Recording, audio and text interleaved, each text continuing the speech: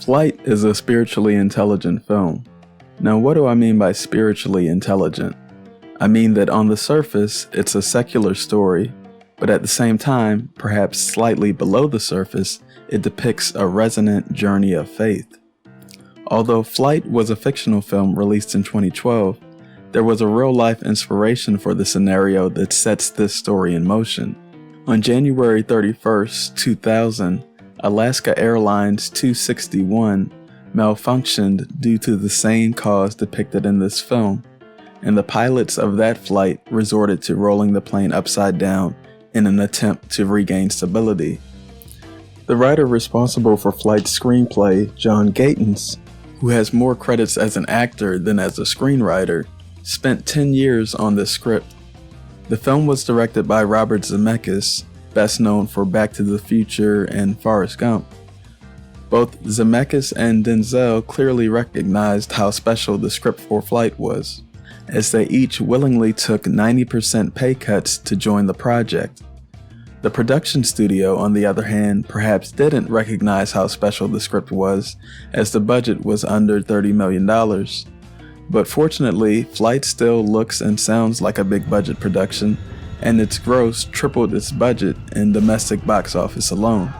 Flight contains several allusions to God, faith, and/or spirituality, and I'll be highlighting examples of the 3 different types of allusions that it makes. 1. Explicit. Direct references to God, faith, or spirituality made in the dialogue. 2. Visual. Allusions to God, faith, or spirituality conveyed with imagery. 3. Thematic. Didactic messages about God, faith, or spirituality that relate to a broader message being conveyed over the course of the story. But before I get into my spiritual analysis of the film, I have to reiterate that while this is a spiritual story, it's still very much a secular film. That's made clear by the opening scene, which features graphic nudity, and for some audiences, that kind of content obfuscates any deeper points in the story, and for such audiences, I would recommend catching a cable airing of the film. But it's important to understand why the filmmakers may have included such a scene from a storytelling aspect. 1. To invite judgment. By introducing us to these characters as they struggle to awaken, hungover from a night of drunken debauchery in a cheap motel, we're given the impression that they are probably low-level, irresponsible people, but of course, they're not, which sets up, number 2, dramatic contrast. In the subsequent scene, we see them alert and fully dressed in their uniforms, revealing them to have reputable professions as a pilot and the flight attendant, respectively. And this dramatic contrast creates, number 3, dramatic irony, as we, the audience, know that neither of them are in an ideal condition to perform their professional duties, while the other characters in the scene are unaware of their conditions.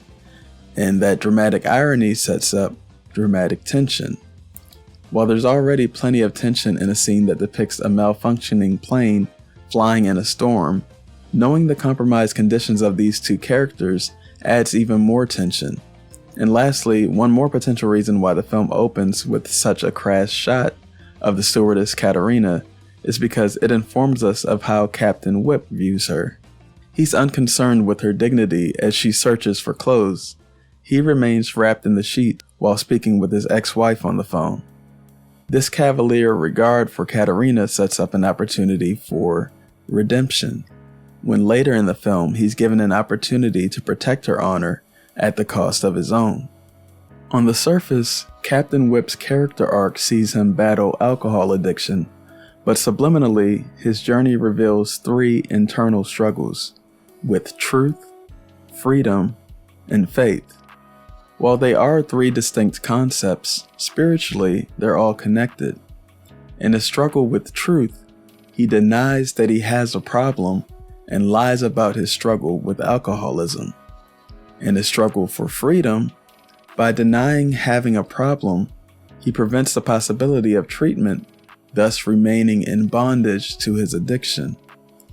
In his struggle with faith, he rejects several invitations to seek God, including instances of divine intervention.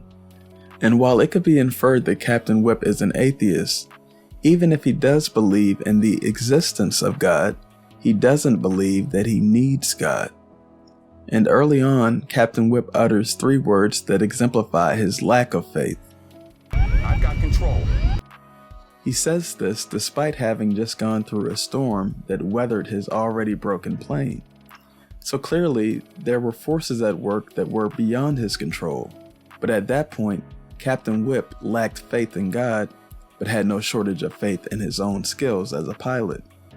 Later on, in a pivotal moment, he utters another 3 words that exemplify his gain of faith. Consider the contrast between the 2 scenes. Which scenario is more stressful? In one, you're responsible for landing a malfunctioning plane carrying over 100 people. In the other, you must tell a lie to cover your tracks and avoid incarceration.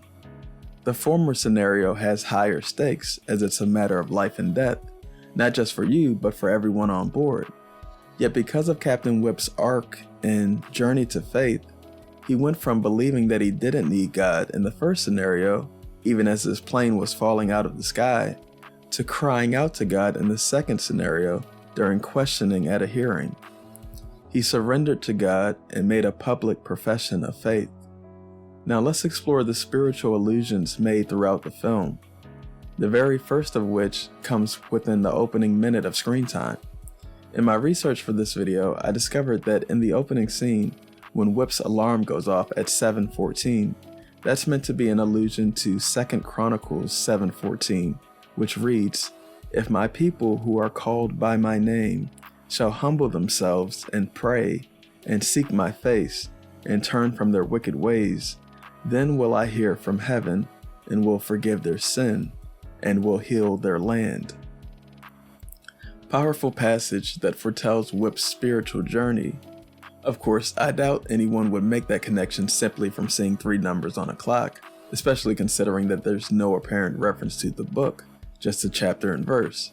However, it serves as further confirmation of the spiritual core of this story. Explicit. Captain Whip mocks Margaret for being religious. You're not going to make me spend another night in Orlando. Don't worry, I will get you to your prayer meeting on time. What is it? Jesus Christ Superstar, First 27th Baptist. That's right, Christ the King First Baptist Church on Hazel and 9th, and I'm still saving a seat for you right next to me. Save 2. She responds by saying that he's still invited to her church and he jokes off the invitation. Visual. Nicole's drug dealer has a prominently featured tattoo of praying hands. Explicit. As Captain Whip attempts to fly through a turbulent storm, his co-pilot exclaims, Oh, Lord. To which Whip scoffs, Can't help you now, brother. Explicit. Captain Whip proclaims, I've got control. Then his co-pilot cries out, Lord Jesus. Okay, here we go. I've got control. Oh, Lord Jesus! Thus further highlighting by contrast that Whip's trust isn't in a higher power, it's in himself. Visual. A wing of the plane crashing into a church steeple symbolizes divine intervention. Despite doing everything in his power to avoid God, Whip literally crashes into a house of God. Visual. Then the plane cuts through a baptismal procession, with the cross being the last image that Whip would see from the cockpit before the plane crashes. Visual. Parishioners performing baptisms in a lake behind their church, wearing white garments, resemble angels swooping in to rescue Captain Whip and his passengers from danger. Explicit. Whip tells his friend Charlie, a union rep and former pilot, that the plane was faulty. Plane was Charlie. It was dumb. I know. The way you landed that plane was nothing short of a miracle. Know that. Now, Whip doesn't dismiss the assertion, but his aim here was simply to clear himself of blame, not to debate the miraculous. Explicit. In the stairwell scene, the cancer patient provides a perspective on theism that interests Whip, because he expresses the same stoicism and lack of worry that Whip exhibited on the plane, but whereas Whip finds peace in having control, the cancer patient finds peace in not having control. What kind of cancer you got? Fibromyxoid sarcoma, soft tissue sarcoma, very rare. God chose me. You believe it? Yeah, bitch, you're a stupid fucker. You don't believe in God. Once you realize all the random events in your life are God, you will live a much easier life. We spend all our time trying to control all these things that happen to us. It's bullshit. Plane you're flying goes down, out of your control. God gives you cancer. I got no control over that. Whatever happens to him isn't worth stressing over because ultimately God is in control. Explicit. At breakfast, Charlie shares that the co-pilot's wife has stated that God landed the plane. I told the newspaper that God landed that plane. Yeah? Oh, God landed the plane. Well, I do believe God landed the plane. Whip scoffs, but Charlie seconds the notion. Explicit. Whip asks who the group is meeting near the crash site. Who are they? The John the Baptist Pentecostal Mission. They help pull survivors out of the wreckage. Now they come out here every day. Whip remains stoic, aware that he himself was one of the many people saved by the church. Clearly there was a mechanical issue with the plane. Clearly. Yeah, but what you and I know, this was an act of God. And I'm gonna fight to get the NTSB to add act of God as one of the probable causes. Knows God would do this. Thematic. At Katerina's funeral, Whip stands at the doorway, refusing to set foot inside the sanctuary. Trina looked so beautiful in there. Didn't you think so? I mean, like she was just gonna wake up and smile. I didn't go in. I just couldn't. Thematic. In the foyer of the church, Whip asks Margaret to lie to the NTSB about his sobriety on the morning of the flight. Margaret responds, It's a lie, Whip.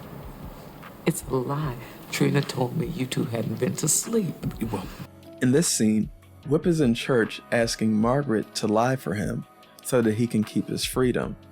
Margaret, a woman of faith and a longtime friend to Whip, is convicted over his request that she lie for him. So Whip slyly adjusts his request, asking her to simply say that it was an ordinary day, providing a way for her to protect his freedom without lying. Thematic. At the AA meeting that Nicole invited Whip to, he refuses to raise his hand to acknowledge being an alcoholic, even though everyone else in attendance does so. This exemplifies all three of his struggles. He denies himself the potential of freedom from his addiction by denying the truth that he has an addiction, which he does because he believes that he's in control and can free himself by quitting at will whenever he wants, thus rejecting the faith that he needs God to free him. Look, we can get you help. I don't need help. I won't drink, I promise you. I can stop on my own. The AA speaker spells out the correlation between lies and addiction, which serve as counterweights in the struggles for truth and freedom. My name is Barry and I am an alcoholic.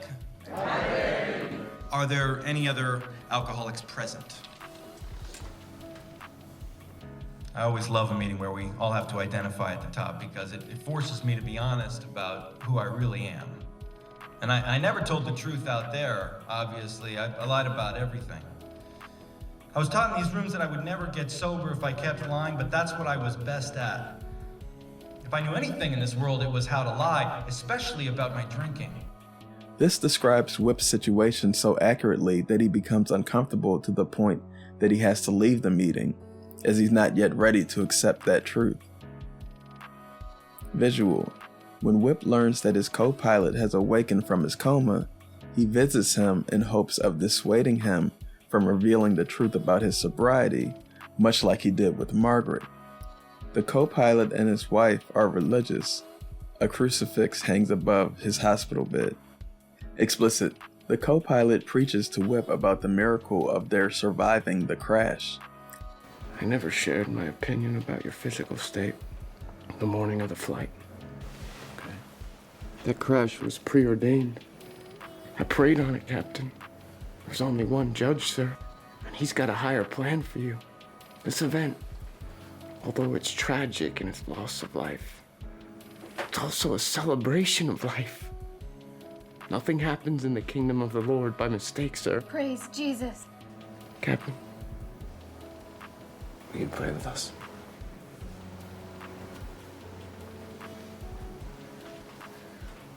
Thematic. He then invites Whip to pray with them. Whip takes his hand, not wanting to reject the co-pilot, but he does reject the opportunity to commune with God, evidenced by his refusal to close his eyes and focus on the prayer. The music swells in this scene to indicate that Whip isn't listening, but if you listen closely, you can hear the co-pilot pray, "Jesus, our Savior, we thank you for blessing Captain Whitaker, for guiding his hand on that faithful morning." Thematic. Me, I'm fine, thank you. You're not. Yes, You're really not. Yes, I You am. need help. You think I need rehab? So you go to 2 AA meetings, I need rehab. Okay. Hey, look, don't do it. Jesus Christ, don't worry about me, okay? You just worry about yourself. Don't worry about me.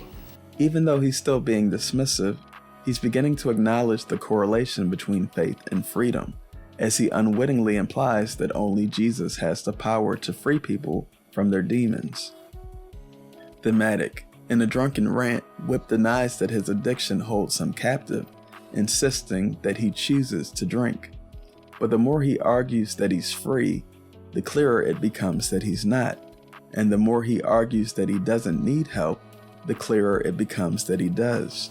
I choose to drink. You do? Yes, I do. You choose it? Well, I don't see a whole lot of choice going on choose here. to drink, and I blame myself. I'm happy to.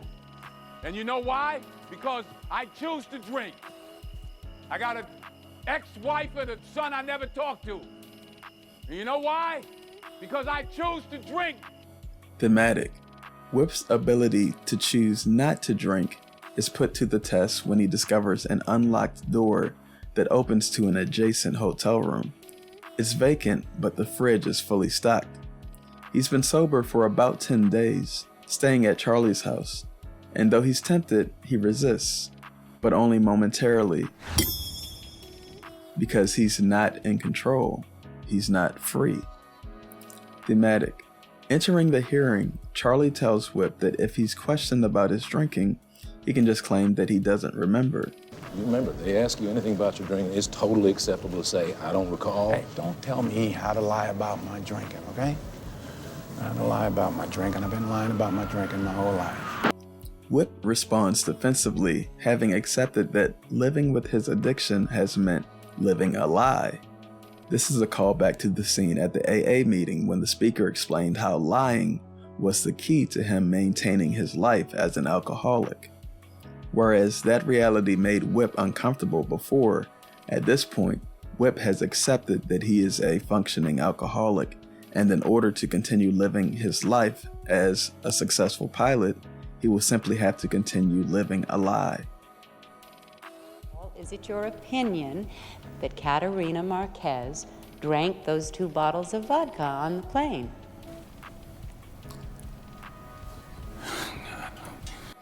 So to recap, Captain Whip is in a predicament where in order to maintain his freedom and avoid imprisonment, he must not only continue lying to hide his addiction, he must also lie on his deceased partner and tarnish her reputation by blaming her for his own misdeeds. This proves to be too heavy a burden, and he does what he has neglected to do at every opportunity up to this point. He turns to God.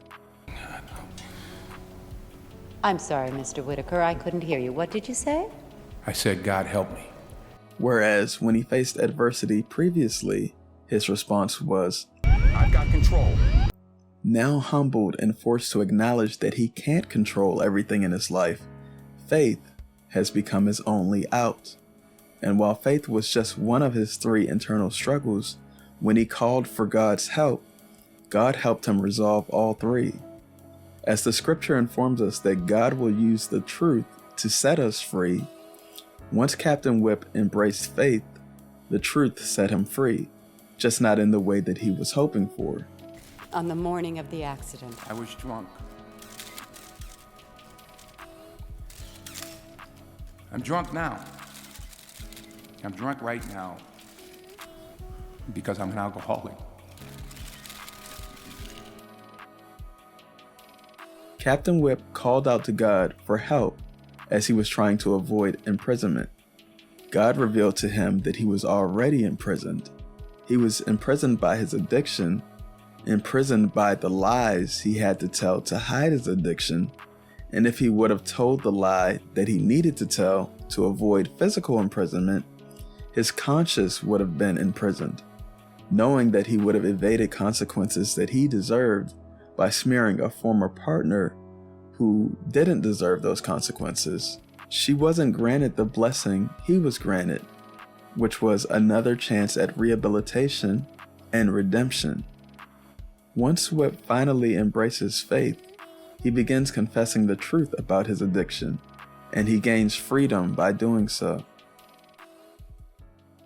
It was as if I had reached my lifelong limit for lies.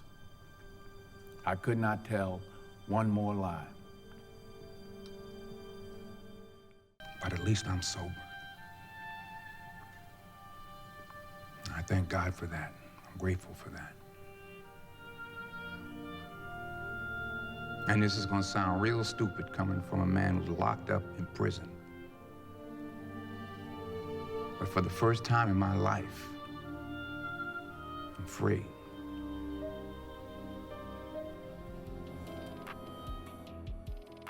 So what do you think of Blight? Is it as spiritual a story as I perceived it to be? And what other films have a surprising amount of spiritual depth to them? Let me know in the comments, and remember to gather facts, gain knowledge, get truth.